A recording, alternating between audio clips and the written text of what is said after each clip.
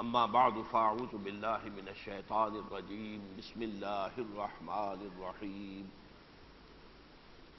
قل اوحی الی انہ استمع نفر من الجن فقالوا انا سمعنا قرآنا عجبا يهدي الى الرشد فآمنا به ولن نشرك بربنا احدا وانه تعالى جد ربنا ما اتخذ صاحبة ولا ولدا وأنه كان يقول سفيهنا على الله شططا إلى آخر السورة. صدق الله العظيم.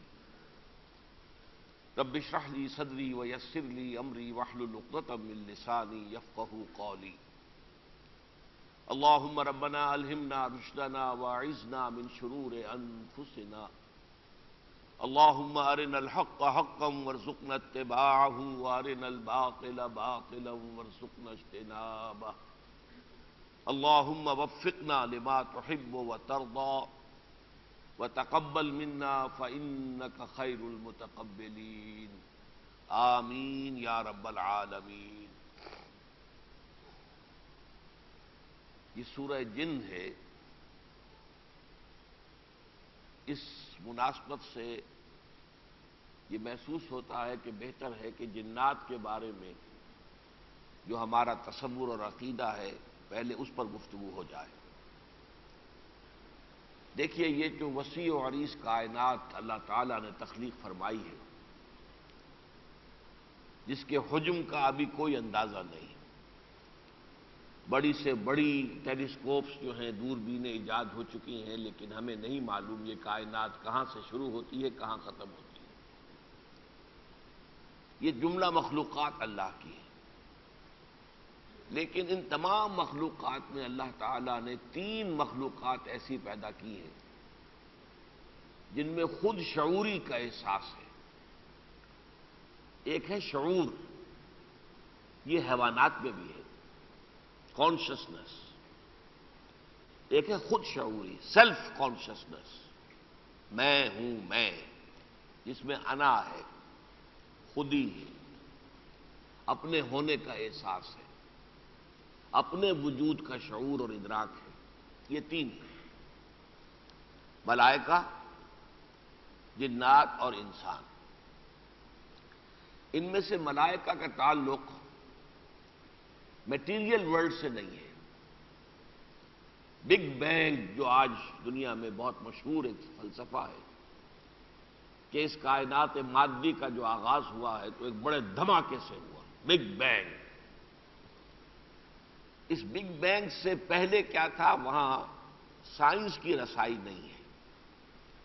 سائنس کا آغاز اگر ہوگا تو بگ بینگ سے ہوگا، اس سے پہلے سے نہیں. بگ بینگ سے پہلے کیا تھا، میں نے پچھلی مرتبہ بھی اپنے اس کتابچے کا ذکر کیا تھا، ہو سکتا ہے بعض حضرات نے مطالعہ کیا ہو. ایجاد و ابداع عالم سے عالمی نظام خلافت تک بڑا طویل سفر ہے یہ. اس میں تنزل کے مراحل بھی ہیں اور ارتقاء کے مراحل بھی ہیں. ابتداءً اللہ تعالیٰ کے ایک امر کن نے ایک ایسی بسیط اور خنک روشنی کی شکل اختیار کی جسے ہم روشنی نہیں کہہ سکتے اس معنی میں کہ یہ روشنی ہے. یہ مادی روشنی ہے. سورج کی روشنی مادی روشنی ہے، میٹیریل لائٹ ہے. لیکن یہ ہے کہ جس کا تعلق میٹر سے نہیں ہے، وہ روشنی، وہ نور.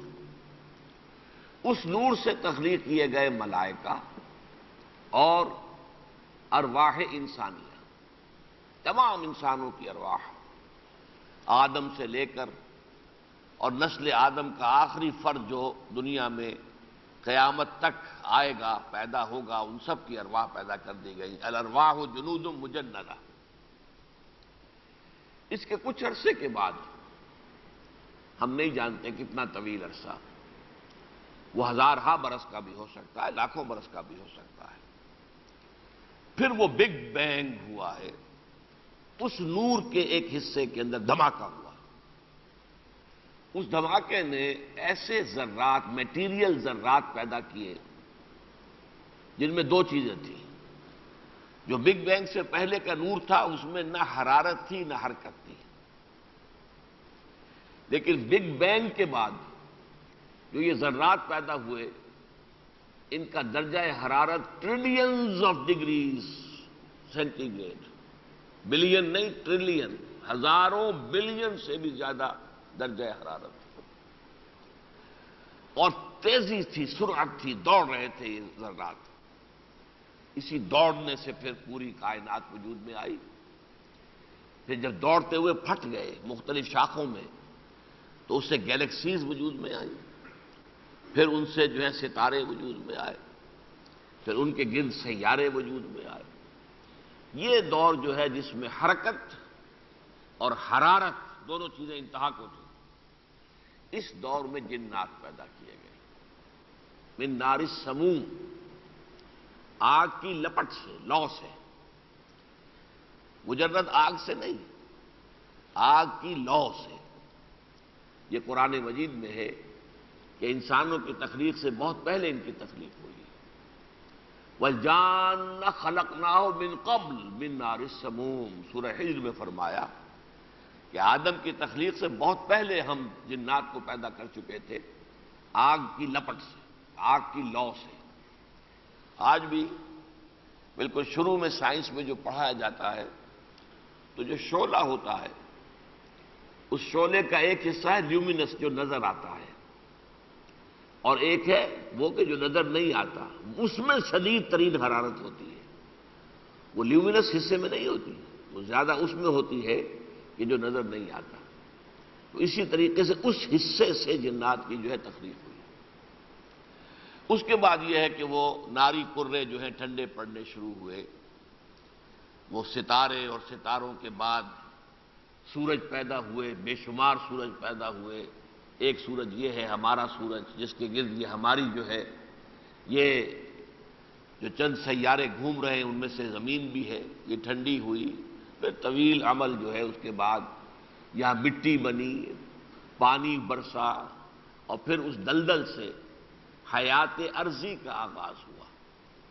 پھر یہاں سے ارتقائی مراحل طے ہوئے، اور پھر آدم کی تخلیق ہوئی۔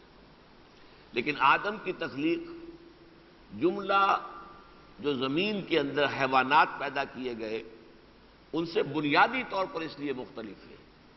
اگرچہ آدم کی تخلیق بھی اسی خاک سے ہوئی ہے جس سے بقیہ حیوانات پیدا کیے گئے، لیکن بنیادی فرق کیا ہے کہ بقیہ تمام حیوانات صرف خاکی الاصل ہیں۔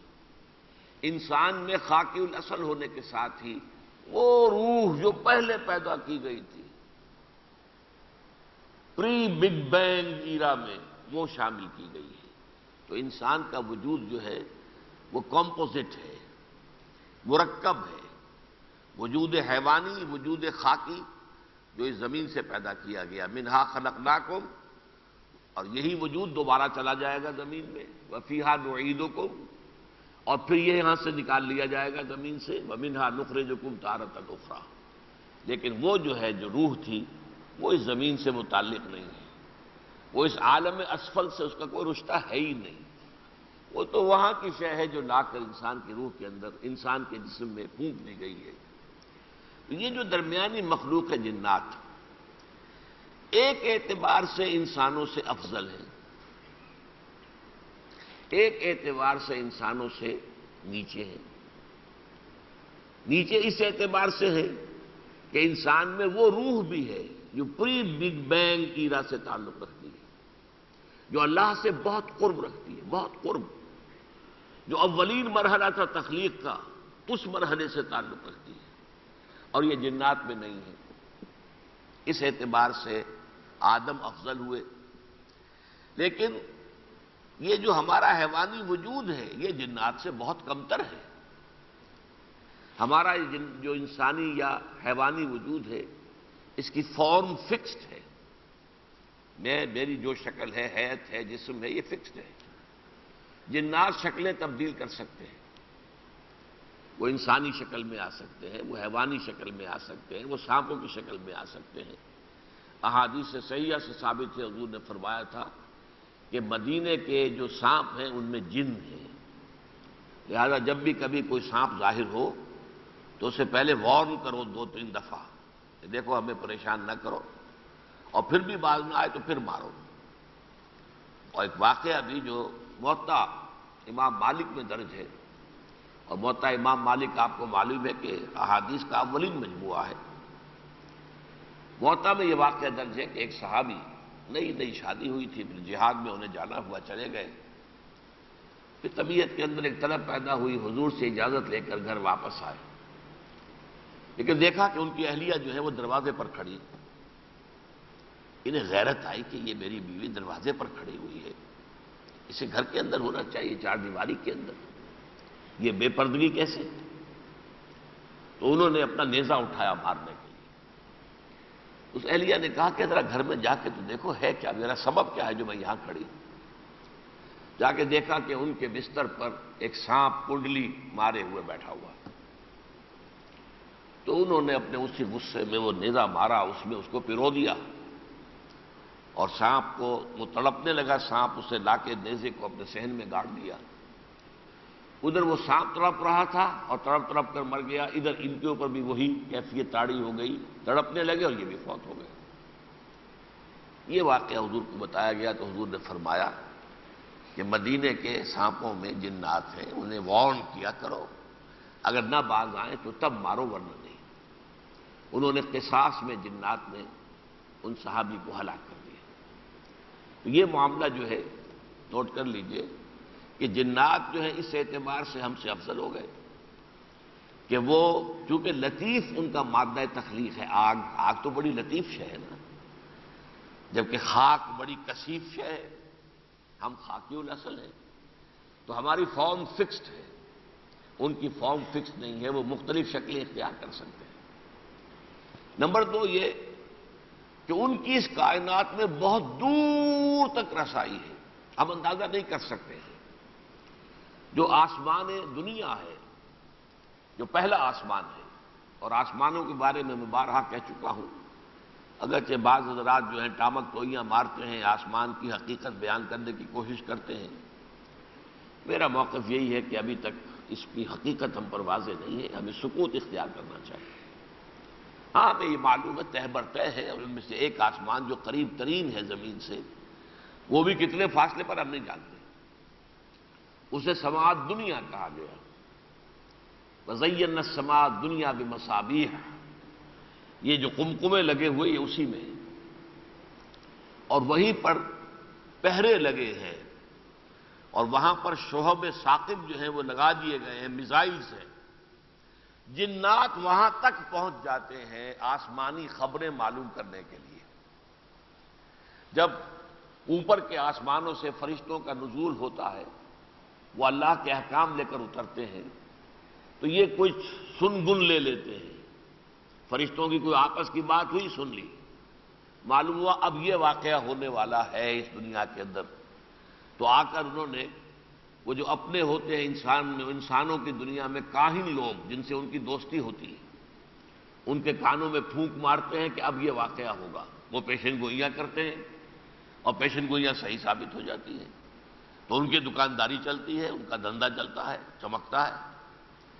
تو یہ جو ہیں ہمارے لیے تو آپ کو معلوم ہے بڑے بڑے بلینز آف ڈالرز کے راکٹس ہم بناتے ہیں، تب کہیں جاتے ہیں، تب بھی کہاں سے کہاں تک جائیں گے، چاند تک ہو آئے ہیں ٹھیک ہے، لیکن یہ کہ کہاں تک اور جائیں گے؟ یہ ہمارا جو یہ سولر سسٹم ہے، اس سے آگے تو کوئی رسائی کا امکان ہے ہی نہیں۔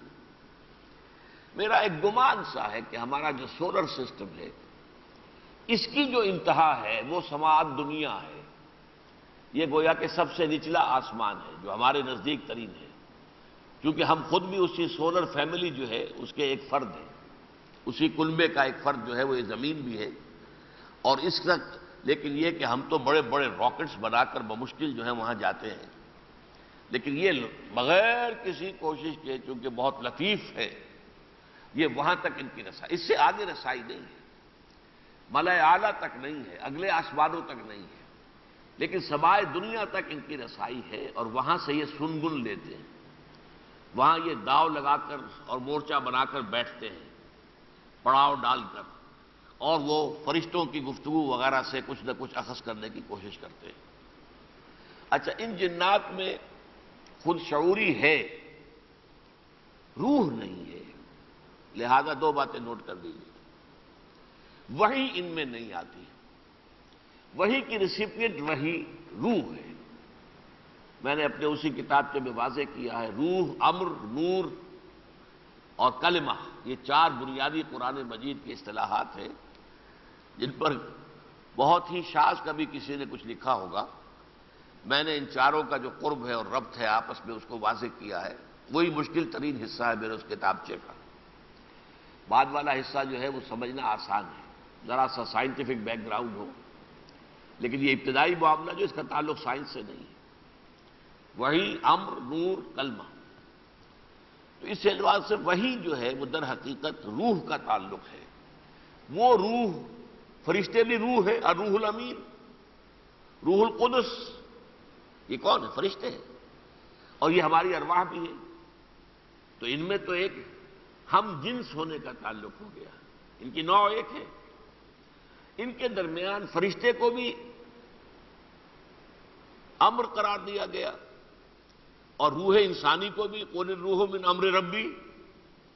ان کی کمیونیکیشن جو ہے، فرشتہ جب روح انسانی کو کوئی شے پہنچاتا ہے تو وہ وحی جو ہے وہ بھی روحم من امرنا، قرآن مجید اسے کہتا ہے. اس پہلو سے ریسیپینٹ جو ہے، جیسے کہ آپ کو معلوم ہے کہ آپ کے ریڈیو میں ویلز لگے ہوئے ہیں جو کیچ کرتے ہیں. ویلو نہیں ہوگا تو کیچ نہیں کریں گے. ہمارے اندر وہ ویلو ہے روح کا انسانوں میں، لہذا وہ جو ہے فرشتے کی جو وحی ہے، فرشتے کے ساتھ آنے والی، اس کو کیچ کرتی ہے. جنات میں وہی روح نہیں ہے، لہذا وہ ہم سے کمتر ہے. البتہ یہ دو اعتبارات سے وہ ہم سے بلندتر ہے. جب ان میں وحی نہیں ہے، کیونکہ روح نہیں ہے تو وحی نہیں، وحی نہیں تو نبوت نہیں. ان میں کوئی نبی نہیں آیا. مولانا امین احسن اصلاحی صاحب سے تفسیر کا جو ان کا تدبر قرآن کے آخری حصے ان میں بڑی بڑی غلطیاں ہوئی ہیں. محسوس ہوتا ہے کہ عمر کا کوئی تقاضا تھا کہ جس میں ارذل العمر کو پہنچنے کے بعد پھر جو انہوں نے چیزیں لکھی ہیں ان میں بڑی ٹھوکریں کھائی. میں حیران ہوا دیکھ کر کہ انہوں نے اول تو کہا کہ جنات میں بھی جو نبوت ہوئی ہے اور ان میں بھی وحی آتی ہے، حالانکہ اجماعی عقیدہ ہے ہمارا. اور نمبر دو یہ کہ کوئی ایک جن ابلیس نہیں ہے کہ جو اس وقت سے ہو اور اب تک چلا آ رہا، یہ بھی اجماعی عقیدے کے خلاف ہے. 6 جگہ قرآن مجید میں ہے کہ اس ابلیس نے اللہ سے کہا تھا انظرنی الی یوم یبعثون، مجھے مہلت دے دے تو میں یہ کر کے دکھاؤں گا، اس آدم کی نسل کو برباد کر کے دکھا دوں گا، ثابت کر دوں گا کہ یہ اس مقام و مرتبے کا اہل نہیں ہے جو تو نے اسے عطا کیا. وہ ابلیس تو اس وقت سے ہے اور اب تک ہے اور قیامت تک رہے گا. البتہ یہ کہ اس کی ذریت، اس کی اولاد میں یا جنات میں سے جو اس کے پیروکار ہیں وہ اس کی فوج ہے، یا پھر انسانوں میں سے جو اس کے ایجنٹ بن جاتے ہیں، ان سب کو شیاطین کہہ دیتے ہیں. شیاطین جن و انس، انسانوں میں بھی شیطان ہے سرکش، جو کہ اس ابلیس کے پیروکار ہو جاتے ہیں، اس کے ایجنٹ بن جاتے ہیں، اور وہ فتنہ انگیزی کے اندر ابلیس کے بھی کان کاٹتے ہیں. لیکن یہ کہ وہ بہرحال شیاطین جن و انس وہ علیحدہ ہے، لیکن وہ ایک فرد جن جو ہے وہ وہی ہے جس نے کہ حضرت آدم کو سجدہ کرنے سے انکار کیا تھا اور پھر اس نے اللہ سے مہلت مانگی تھی انظرنی الی یوم یبعثون، مجھے اس وقت تک کے لیے مہلت دے دے. اللہ نے فرمایا فاصحب فانک من المنظرین، جا تمہیں وہ مہلت دے دی گئی. جو بھی تمہیں اپنا داؤ آزمانا ہے آدم کی نسل کے اوپر آزماؤ. تمہارا یہ داؤ جو ہے کارگر نہیں ہوگا مگر انہی پر جو خود تیری پیروی کرے. جو میرے بندے ہوں گے ان پر تیرا کوئی داؤ جو ہے وہ کارگر نہیں ہو سکے. تو یہ جنات ہیں. ان جنات کو بھی در حقیقت جو انبیاء اور رسول آئے انسانوں میں سے، گویا کہ انہی کے تابع ہونے کا حکم ہے. جیسے انسانوں میں سے انکار بھی کیا، کافر بھی ہو گئے اور کچھ لوگ ایمان بھی لے آئے، اس طرح جنات میں مومن بھی ہیں، کافر بھی ہیں، اچھے بھی ہیں، برے بھی ہیں، شریف بھی ہیں، شریر بھی ہیں. ان میں نر اور مادہ بھی ہے جیسے انسانوں میں ہے، اسی طرح تناسل ہے، نسل ہوتی ہے، اولاد ہوتی ہے. باقی بہت سے اعتبارات سے انسانوں سے بہت مشابہ ہیں، لیکن عمریں ان کی بڑی طویل ہوتی ہیں. حضرت شاہ عبد العزیز تک کے دور تک تو یہ بات ثابت ہے کہ ایک صحابی جن موجود تھے جن سے ان کی ملاقات ہوئی ہے. حضور کے زمانے سے لے کر اس وقت تک شاہ عبد العزیز تک وہ موجود تھے، وہی تھے جنہوں نے حضور کی صحبت اختیار کی تھی۔ اب یہ نوٹ کیجئے کہ دو جگہ پر قرآن مجید، ایک سورت تو قرآن مجید کی ایسی ہے اور وہ سورۃ الرحمن ہے، جس میں بالکل پیرلل اور متوازی انداز میں انسانوں اور جنوں سے خطاب ہوا۔ 31 مرتبہ تو وہی ایک آیت آئی ہے، فَبِأَيِّ آلَاءِ رَبِّكُمَا تُكَذِّبَانِ۔ ایک مرتبہ باقاعدہ یا معشر الجن والانس ان استطعتم، اگر تمہارے اندر طاقت ہے کہ تم آسمانوں اور زمین کی قطاروں سے نکل بھاگو تو جاؤ، فانفذوا لا تنفذون الا بسلطان، ان استطعتم ان تنفذوا من اقطار السماوات والارض۔ اس کا مفہوم کیا ہے اس وقت میں بیان نہیں کروں گا، وہ میرا موقع نہیں ہے اس وقت۔ میرے نزدیک اس کا ایک خاص مفہوم ہے جو عام طور پر مفسرین نے بیان نہیں کیا ہے، واللہ اعلم۔ بہرحال وہاں پر ایک آیت میں تو دونوں سے براہ راست خطاب، لیکن یہ کہ 31 مرتبہ فَبِأَيِّ آلَاءِ رَبِّكُمَا تُكَذِّبَانِ، اور اسی میں نے وضاحت کی ہے وہاں یہ جنتان کا لفظ جو آتا ہے، پہلے دو جنتیں ہیں، وَلِمَنْ خَافَ مَقَامَ رَبِّهِ جنتان، یہ دو جنتیں کیوں ہیں؟ ایک جنت ہے جنات کے لیے، ایک جنت ہے انسانوں کے لیے۔ ظاہر بات ہے ان کی تخلیق مختلف، ان کے تقاضے مختلف، اس اعتبار سے ان کے لیے جو نعمتیں ہیں وہ بھی مختلف ہوں گی۔ اور پھر دو جنتیں اور ہیں، وَمِن دُونِهِمَا جنتان، یہ جو مقربین ہیں اونچے درجے کے جو جنات ہوں گے ان کے لیے بھی ایک جنت ہے، اور جو اونچے درجے کے مقربین بارگاہ ربانی جو انسان ہوں گے ان کے لیے بھی جنت ہے۔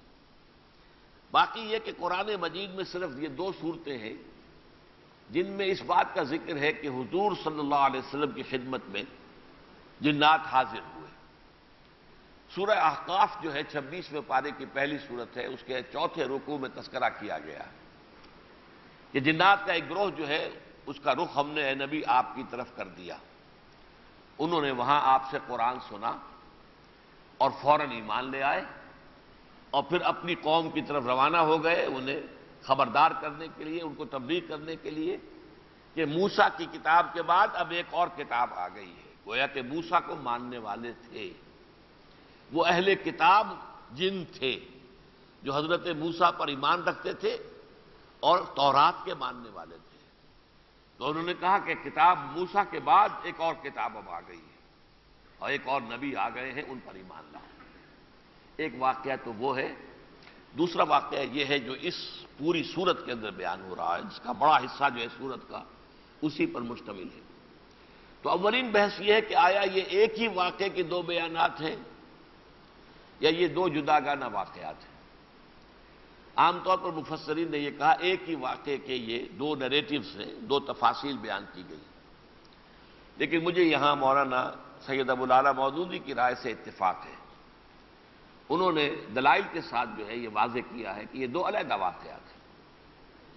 سورہ احقاف میں اگرچہ مقام ایک ہی ہے جہاں یہ دونوں واقعات پیش آئے، یہ در حقیقت نخلا نام کی ایک بستی ہے جو مکہ مکرمہ اور طائف کے درمیان ہے، اور اگر مکے سے جاتے تھے طائف یا طائف سے آتے تھے مکے تو یہ سفر اتنا تھا کہ پیدل یا اونٹ پر ایک دن میں طے نہیں ہوتا تھا، تو درمیان میں پڑاؤ ہوتا تھا نخلا میں، راتیں گزارتے تھے نخلا میں، پھر یہ کہ یا پھر طائف کی طرف یا مکے کی طرف سفر شروع ہوتا تھا۔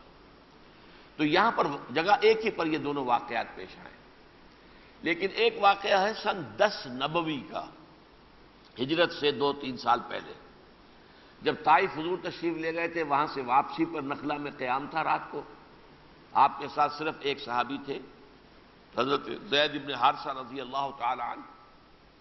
وہاں جب فجر کی نماز آپ پڑھا رہے تھے، قرآن پڑھ رہے تھے، آپ پڑھ رہے تھے، حضرت زید بن حارثہ جو ہے وہ مقتدی تھے، اس وقت جنوں کی ایک جماعت جو ہے وہ وہاں سے گزری، اور گزری نہیں، اللہ نے ان کا رخ ادھر کر دیا۔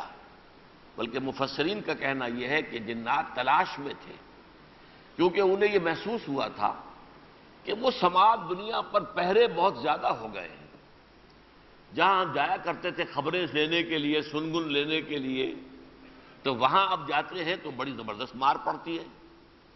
پہلے بھی تھے لیکن اب بہت سخت ہو گئے. سیکیورٹی کے انتظامات جو ہے وہ بہت سخت ہو گئے. تو کوئی نہ کوئی بات ہے، اور عام طور پر یہ واقعات ہوتے ہیں اسی وقت جبکہ وحی نازل ہو رہی ہو، تو کہیں کسی نبوت کا ظہور شاید ہو چکا ہے جو ہمارے علم میں نہیں ہے.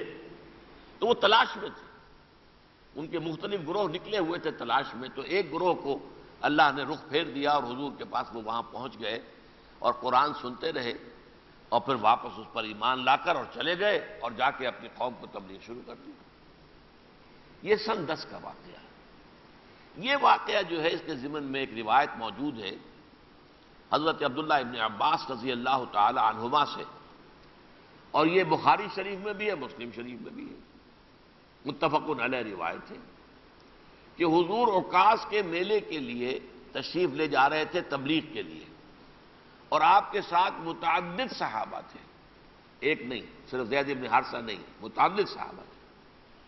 اور پڑا ہوا وہیں اسی جگہ پر نخلا میں، وہاں پھر فجر کی نماز میں قرآن مجید کی تلاوت آپ نے کی، اس لیے کہ فجر کو تو کہا گیا وقرآن الفجر، اس میں لمبی تلاوت اور لمبی قرات جو ہے وہ فجر کی نماز کے خواص میں سے ہے. تو وہاں فرشتے، یہ جو جنات ہیں، انہوں نے سنا، اور پھر ان کا واقعہ جو یہاں بیان ہو رہا ہے یہ سن 2 یا 3 نبوی کا واقعہ ہے. اور چونکہ یہاں ذکر ہے کہ متعدد صحابہ موجود تھے تو اس سے ثابت ہوتا ہے کہ یہ واقعہ وہ نہیں ہے. اس سفر میں، سفر طائف میں حضور کے ساتھ متعدد صحابہ نہیں تھے، صرف حضرت زید بن حارثہ تھے رضی اللہ تعالی عنہ. بہرحال یہ تمہید اس کی شان نزول کے ضمن میں نے عرض کر دی کہ میرے نزدیک وہ واقعہ علیحدہ ہے، یہ علیحدہ ہے.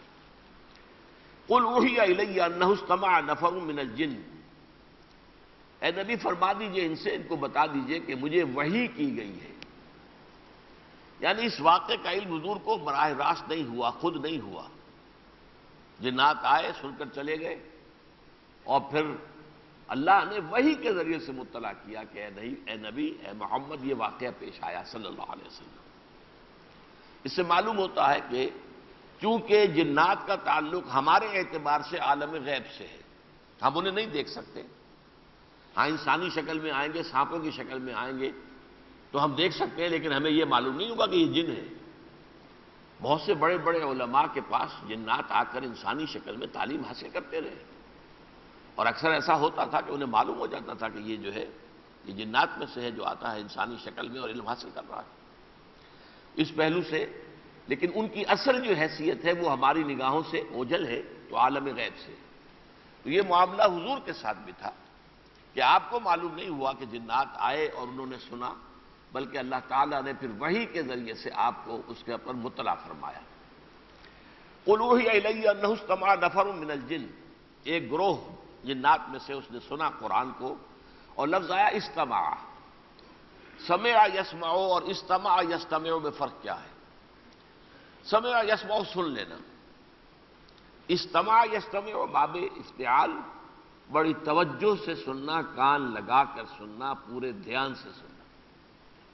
انہوں نے پوری توجہ سے کان لگا کر دھیان کے ساتھ قرآن سنا. فقالوا، تو انہوں نے کہا انا سمعنا قرآن عجبا، ہم نے ایک قرآن، ایک پڑھی جانے والی شے سنی جو بہت ہی دل کو لبھانے والی، دل پذیر، بہت حسین کلام، بہت عمدہ، دل میں گھر کرانے والا، دل کو لبھانے والا کلام سنا.